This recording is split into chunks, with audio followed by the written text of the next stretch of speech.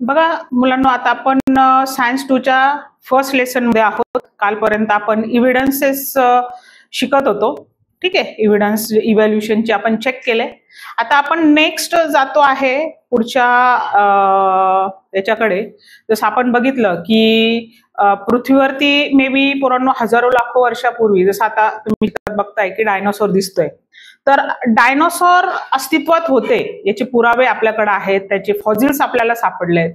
पण विषय असा असतो की ज्या वेळेला हे डायनोसॉरचा विषय येतो त्यावेळेला पृथ्वीवरती त्यांचं अस्तित्व होतं. मग ते आज का नामशेष झाले असतील, आज का ते टिकले नाहीत आजच्या ह्या आपण जगण्याच्या संघर्षामध्ये म्हणूया. तर बघा, एकतर खूप मोठा पूर आला असेल, महापूर आला असेल, एकतर भूकंप झाला असेल, किंवा मग अचानक ज्वालामुखीचा उद्रेक झाला असेल. आणि या सगळ्यांचा परिणाम म्हणून काय झालं, हे जे काही पूर्वीचे जे प्राणी होते, जे म्हणूया की आज नामशेष झालेले, त्याच्यामध्ये आपण डायनोसॉरला सगळ्यात आधीचं स्थान देऊ शकतो. बघा दिले आहे, त्यांनी remnants and impression of such organism remain preserve underground. मग त्यावेळेला नष्ट झालेले, गाडले गेलेले हे प्राणी, त्यांचे जे अवशेष आहे ते पृथ्वीच्या पोटात आपल्याला आजही सापडतात. ठीक आहे, आणि त्याचा परिणाम म्हणजे काय, these are called as a foil. मग हे जे काही आपल्याला अवशेष सापडले त्याला फॉसिल्स किंवा मराठीमध्ये जीवाश्म असं म्हटलं जातं पोरांनो. मग त्या पुढे याच्याशी रिलेटेड एक कन्सेप्ट येते, ती आहे कार्बन डेटिंगची. काय असतं बघा, पहिल्यांदा आपण त्याच्यातलं एक टेक्निक किंवा तंत्र समजून घेऊया की कार्बन डेटिंग म्हणजे नेमकं काय असतं. C12 म्हणजे कार्बन 12 आणि carbon 14, C14 isotopes of carbon is use in a carbon dating. Carbon dating ह्या टेक्निकमध्ये C12 आणि C14 यांचा वापर केला जातो पोरांनो. ऍक्च्युली C12 6 प्रोटॉन्स असतात त्याच्या न्यूक्लियसमध्ये आणि 6 न्यूट्रॉन्स असतात, तर C14 मध्ये 6 प्रोटॉन आणि 8 न्यूट्रॉन असतात. आता कार्बन डेटिंग समजून घेताना C14 is naturally form in atmosphere which is radio active. ठीक आहे, म्हणजे रेडिओ ऍक्टिव्ह सबस्टन्सेचा C14 वरती परिणाम होतो असा हा आयसोटोप आहे. Radioactive decay is the process by which an unstable atomic nucleus loses energy by emitting radiation. ठीक आहे, रेडिएशन इमिट होत असताना एनर्जी मोठ्या प्रमाणावरती लॉस केली जाते आणि रेडिओ ऍक्टिव्ह डिकेइंग ही प्रोसेस घडून येते पोरांनो. C12च्या बाबतीत काय सांगता येईल, is naturally present bounded in the cell of organisms which is non radioactive. हा नॉन रेडिओ ऍक्टिव्ह आहे, दोघांमधला बेसिक फरक तुम्हाला समजला. C14 रेडिओ ऍक्टिव्ह आहे, तर C12 हा नॉन रेडिओ ऍक्टिव्ह आहे. मग याच्याने काय होतं, कार्बन डेटिंग मध्ये याचा उपयोग कसा केला जातो. C14 is naturally present in free state in involvement. It is consume by living plants and animals. जे सजीव आहेत, वनस्पती आहे, प्राणी आहे, हे काय करतायत, C12 ला कंटिन्युअसली कन्झ्युम करताय. त्याला आपण ज्याला म्हणून त्याचा उपयोग करताय, त्यांच्या शरीराचा पार्ट आहे हा C14. आता झालं बघा असं की तुम्हाला आकृतीमध्ये कळेल, C14 त्यांचा पार्ट आहे सजीवांचा, ते सतत कन्झ्युम करताय त्याला.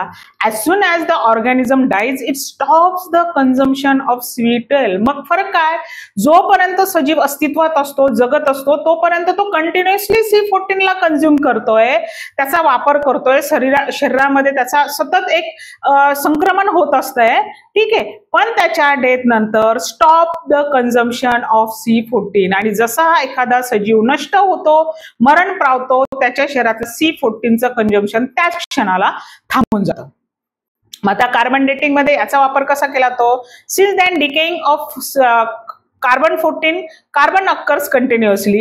मग बघा, कार्बन C14च्या स्वरूपामध्ये शरीरामध्ये जो अस्तित्वात असतो त्याचं कन्झम्पशनचं रेंज तिथंच थांबून गेली. C12 बेंग नॉन रेडिओ ऍक्टिव्ह, C12 हा नॉन रेडिओ ऍक्टिव्ह असल्यामुळे remains constant even after death.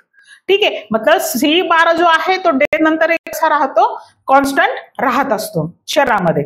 मग कार्बन डेटिंग काढलं जातं म्हणजे काय केलं तर this time passes since the death of the plant or animals can be calculated. मग त्या जीवाश्माचं अंत किंवा शेवट कधी झाला असेल, त्याची डेथ कधी झाली असेल, त्याच्यावरनं हे मेजरमेंट काढलं जातं by measuring the radio activity of C14, C14 ची radio activity and ratio of 14 to C12 ह्या दोघांचा एक रेशिओ काढला जातो, गुणोत्तर काढलं जातं मुलांनो.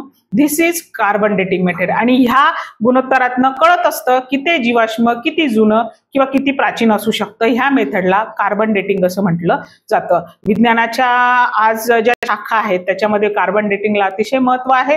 It is use in paleontology and anthropology for determining the age of human fossil and manuscript. काही जीवाश्म सापडतात, काही पुरातन असे हस्तलिखित सापडतात, त्यांचं वय काढण्यासाठी सुद्धा कार्बन डेटिंग ही संकल्पना वापरली जाते. Palaeontology means study of fossil, जीवाश्मांचा अभ्यास, आणि anthropology means study of humans, their behaviour and society. ठीक आहे. नेक्स्ट जाऊया आपण. Once the age of fossil be determined by such technique it becomes easy to deduce the information about others erstwhile organisms. मग ज्या वेळेला एखाद्या जीवाश्माचं वय कळतं त्यावेळेला त्याच समकालीन काही जीवाश्म जर आढळले असतील तर त्यांचं दुसरीकडे कुठेतरी सापडले जीवाश्म तर त्यांचं सुद्धा वय काढता येणं शास्त्रज्ञांना शक्य होत असतं. हे पण लक्षात घ्या. It seems that vertebrates have been slowly originated from invertebrates. पोरांनो लक्षात घ्या की या कन्क्लुजनवर आपण येऊन पोहोचलो की इन्व्हर्टिब्रेट्स हे सगळ्यात आधी तयार झालेले असतील असमपृष्ठ रज्जू प्राणी ज्यांना पाठीचा कणा नसावा, आणि त्यांच्यापासून मग पाठीचा कणा असलेले जे प्राणी आहेत ते उत्परिवर्तित झालेले असतील, असं आपण एक कन्क्लुजन काढू शकतो. आता बघा आपण एका सायंटिस्टची इन्फॉर्मेशन बघूया. विलर्ड लिबी नावाचे सायंटिस्ट आहे. Carbon dating method is based upon the radio decay of naturally occurring C40 and it is develop by Willard Libby. Willard Libby यांनी ह्या टेक्निकचा काय केलाय पोरांनो, संशोधन केलं आहे. He has been awarded with Nobel prize 1916 मध्ये बघा for this method and publish the journal radio carbon म्हणून त्यांनी एक छानसं पुस्तक सुद्धा त्याच्यावरती पब्लिश केलं आहे. ठीक आहे. आता एव्हिडन्स ऑफ इव्हॅल्युएशन मध्येच आपण कनेक्टिंग लिंक्स हा एक सगळ्यात मोठा आणि महत्वाचा पार्ट बघतोय पोरांनो. Organisms refers to as connecting links are those which are structurally intermediate between two different groups. म्हणजे दोन वेगवेगळ्या गटांना जोडणारे जे प्राणी आहेत त्या प्राण्यांना आपण कनेक्टिंग लिंक्स असं म्हणतो, जोडणारे दुवे असं म्हणतो. उदाहरणार्थ बघा इथे दोन प्राणी आहे. ॲनालिडा गटातनं अर्थवर्म घेतलाय, ऑर्थ्रोपोडा गटातनं आपण कॉकरोच घेतलाय. आता यांना कनेक्ट करणारा पेरिपेटस नावाचा एक प्राणी आहे. तो कशा पद्धतीने लिंक करतो ते पण समजून घेऊया. बघा अर्थवर्म मध्ये सेगमेंटेड नेफ्रेडिया त्याच्या शरीरातलं एक विशिष्ट स्ट्रक्चर आहे, एक ऑर्गन आहे, एक्स्ट्रेटरी ऑर्गन आहे. ठीक आहे. आणि पेरिपेटस ला पण तशाच प्रकारचे सेगमेंटेड नेफ्रेडियाज असतात. थिन क्युटिकल असतं. जर बाहेरचं आवरण जर तुम्ही बघितलं तर आउटर कव्हरिंग एका विशिष्ट स्वरूपामध्ये असते. पॅरापोडिया असतात. ते लोकोमोटेशन साठी किंवा हालचालीसाठी असे सुईसारखे बारीक पार्ट्स दिसतील तुम्हाला, अगदी तसेच नसतात ते. अशा प्रकारचे सगळी रचना तुम्हाला पेरिपेटस ह्या प्राण्यामध्ये बघायला मिळते. ह्या सगळे गुणधर्म कोणाचे, ऍक्च्युली ते ॲनालिडाचे. पेरिपेटस हा segmented nephridia, thin cuticle. Parapodia is an annelida. Actually parapodia हा जो आहे तो ह्या गटाला आपण बिलॉंग करतो. आता तो ऑर्थ्रोपोडाशी कसा संबंधित आहे तर ट्रेकिया आहे, श्वसन नलिका आपण ज्याला म्हणतो, त्याच्याद्वारे श्वास घेतला तो. ओपन सर्क्युलेटरी सिस्टीम आहे त्यांच्यामध्ये. आणि हे सगळे जे गुणधर्म आहे ते पुन्हा कोणामध्ये बघायला मिळतात, पेरिपेटस मध्ये बघायला मिळतात. Peripatus has trachea and open circulations as in the arthropoda. म्हणजेच आपण असं म्हटलं तर चालेल का की पेरिपेटस, ॲनालिडा आणि ऑर्थ्रोपोडा ह्या दोन गटांना काय करतो, कनेक्ट करतो. त्यानंतर दुसरं एक उदाहरण बघूया आपण. रेप्टाइल्स, रांगणारे प्राणी, आणि मॅमल्स, सस्तन प्राणी, यांना कनेक्ट करणारा प्राणी आहे पोरांनो, यांना लिंक करणारा प्राणी आहे, दॅट इज प्लेटिपस. बघा रेप्टाइलचे गुणधर्म काय असतात. Reptiles lay eggs like reptiles. बघा हे प्लेटिपस जो आहे हा प्लेटिपस जे प्राणी आहे रांगणारे ते जसे अंडी देतात तसाच हा अंडी देतो.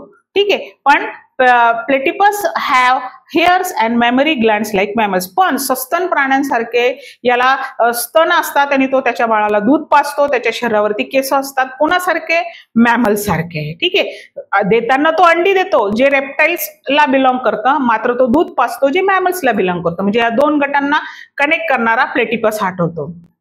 नंतर येतो तुमचा lungfish. Lungfish through a fish breathes air through its lungs. Actually lung fish हा though it is a fish, हा जरी फिश असला तरी तो श्वास घेतो लंग्सद्वारे. लक्षात घ्या, mammals have evolved from reptiles and amphibians from fishes. याच्यावरनं एक कन्क्लुजन असं पण येतं पोरांनो की हे जे काही मॅमल्स आहेत, सस्तन प्राणी, हे कदाचित रेप्टाइल रांगणाऱ्या प्राण्यांपासून उत्क्रांतीत झाले आहेत आणि फिशेस पासून अँफिबियन्स जे उभयचर प्राणी आहे ते काय झालेले असतील तर उत्क्रांतीत झालेले असतील. एम्ब्रोलॉजिकल इव्हिडन्स बघूया आता आपण.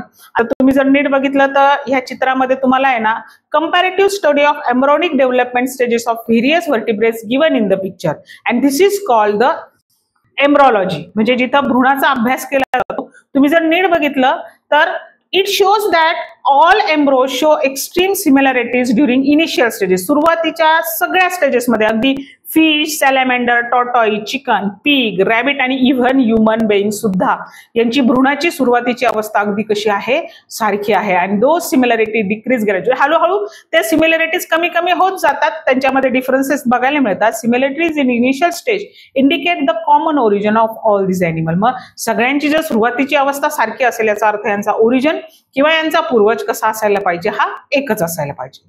Charles Darwin had collected innumerable species on plants and animal. बघा, चार्लस डार्विनने खूप साऱ्या वनस्पती आणि प्राण्यांचा अभ्यास केला पोरांनो.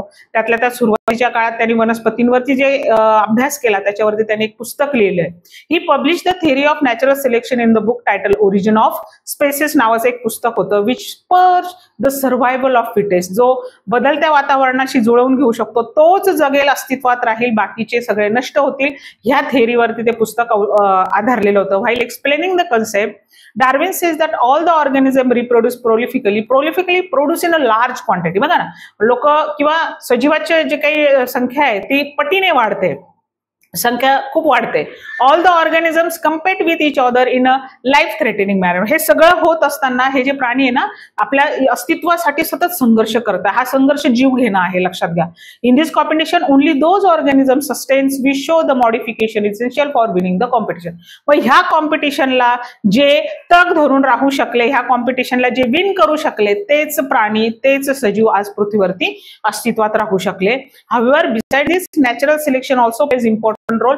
नैसर्गिक निवडीचा सिद्धांत सुद्धा यामध्ये खूप महत्वाची भूमिका बजावतो. Because natural selection only those organisms which are fit to live. जे प्राणी बदलत्या वातावरणाशी जुळवून घेतात, मिळवून घेतात तेच एक्झिस्ट करतात. आता इथे एक जिराफ आहे, एक उंच आहे, एक छोटा आहे. उंच जिराफाला लांबपर्यंतची पानं खाता येतील, तो सर्व्हाइव्ह करेल, पण छोट्या जिराफला ती जमणार नाही. म्हणून जिराफाचा गुणधर्म काय, तर त्याची मान कशी असते, कायम उंच असते. And the rest perish. मग बाकीचे जे आहेत ते काय होतील, या स्पर्धेमध्ये नामशेष होतील किंवा नष्ट होतील. Sustaining and selected organism can perform reproduction. मग हे तग धरून राहिलेले प्राणी पुढे प्रजनन करतात, रिप्रोडक्शन करतात. And thereby give rise to a new species with their own specific character. त्यांच्यासारखेच गुणधर्म असलेले इतर सजीव ते जन्माला घालतात किंवा निर्माण करतात, नवीन प्रजाती निर्माण करतात.